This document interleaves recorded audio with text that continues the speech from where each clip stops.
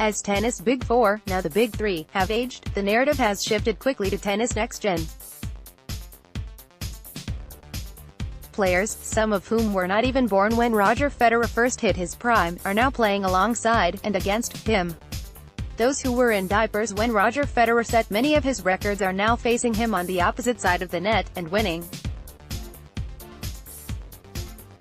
Last week, young Greek Stefanos Tsitsipas pulled off the upset of the tournament, taking out third seed and among the tournament favorites, Roger Federer in a four-set battle.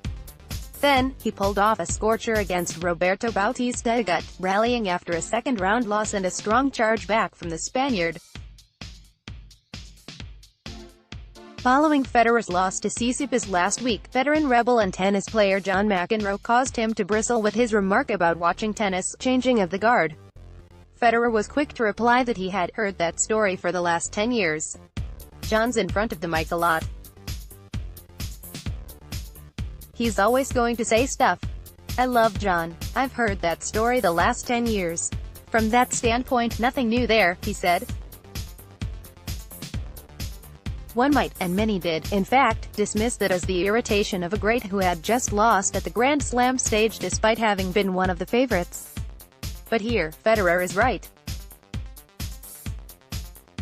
As much as Tsitsipas is reminiscent of Federer himself, he is not exactly a claimant to the title as Federer was 18 years ago, aged only a few years younger than Tsitsipas. Stefanos Tsitsipas' win over defending champion Roger Federer is being hailed as the change of guard moment in men's tennis. Too early to make that call?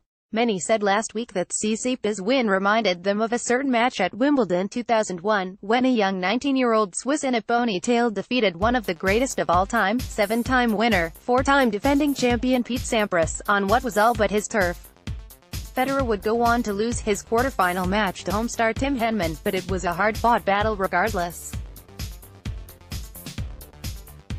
There are, of course, several factors reminiscent between then and now. Federer was 19, only a handful of years younger than Tsitsipas is today.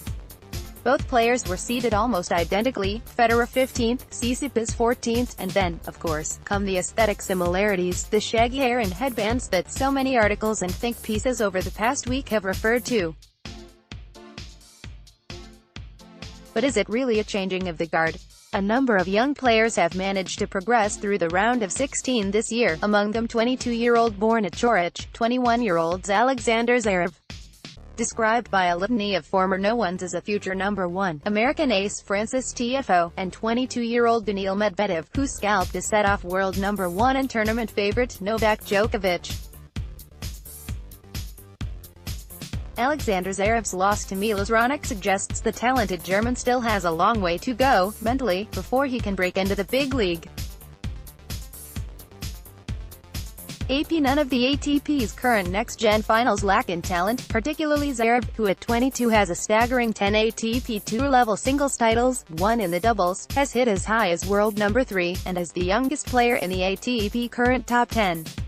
Nor does Zverev lack in fitness. With an all-rounded, all-surface game, he certainly is in prime position to be a future world number one, as so many on the tour have said. However, the Zverev we saw lose in straight sets to Milos Raonic earlier this week was a different beast, one who seemed thoroughly off-kilter, not injured or unfit, just off his mental game. We saw that through the Raonic match when Zverev's racket was made to face his wrath. He did attempt to pull it back in the final set in almost spectacular fashion, but it was alas too little too late, and then again, so much of tennis is about timing. Age may just be a number, and the big three may still be exactly that, world number 1, 2 and 3, but wear and tear on the body does, and will take its toll. However, that wear and tear, at least for now, appears not to be affecting Djokovic, Nadal or Federer. Then, of course, what it comes down to is the mental aspect of the game, and there, the big three will likely be unbeatable.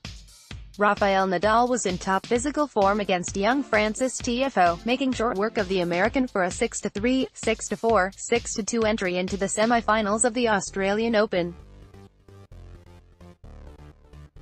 For Nadal, that win was mental, fought silently and subtly.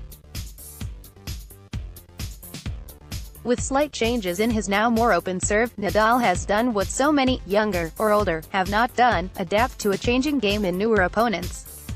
Many of the young players who today are able to make inroads deep into Grand Slams, have lacked the continuous, resilient consistency that the Big Three have displayed throughout each of their careers, and continue to do even today, bar perhaps Zverev. Many have had good finishes and some high results, but those results have rarely been as consistent as those any of the top three achieved at their age, or are doing today. While several young players have made their mark already, Tsitsipas, Zverev, Pouille and Tiafoe foremost among them, the changing of the guard, at least as John McEnroe described it, does not seem as though it will happen anytime soon.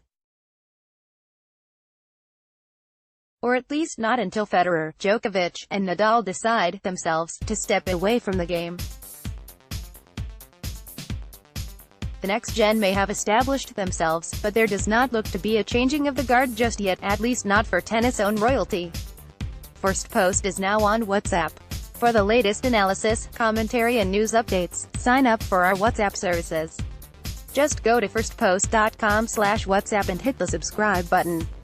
Updated date, January 23, 2019, 13 hours 18 minutes and 24 seconds IST.